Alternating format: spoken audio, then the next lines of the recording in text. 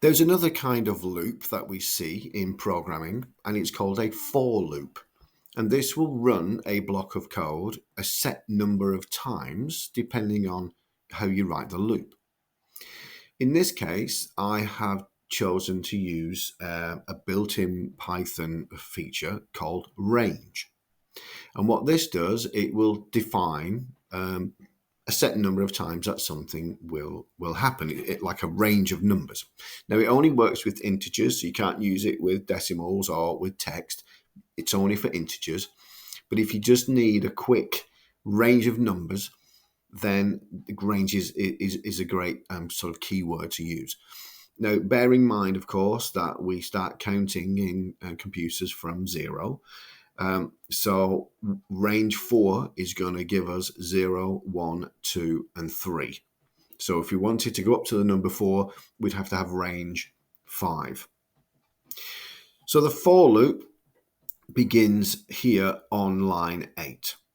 So what I've told it to do is to find a value in the range and print it. But it will just keep looping through that until all of the values in that range have been discovered.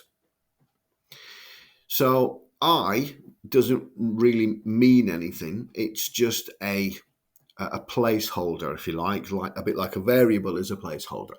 So you see this a lot in JavaScript. You see these loops where I in something. But you can use any letter you want, but I is often the standard because for people it helps them to think, oh, well, it's an index value in a range of values, so I'll use I because it kind of makes sense to use I. But you can use any letter you like. So what it's going to do here is it's going to look for the value of I, and it's just going to run through 0, 1, 2, and 3 until it reaches that range of 4 integers. And it's just going to print each one after the other.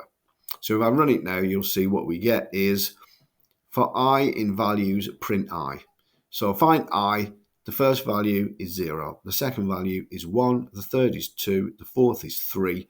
It finishes the loop, jumps to line 11, and then prints this letter I can be replaced by any other letter. So that's a for loop.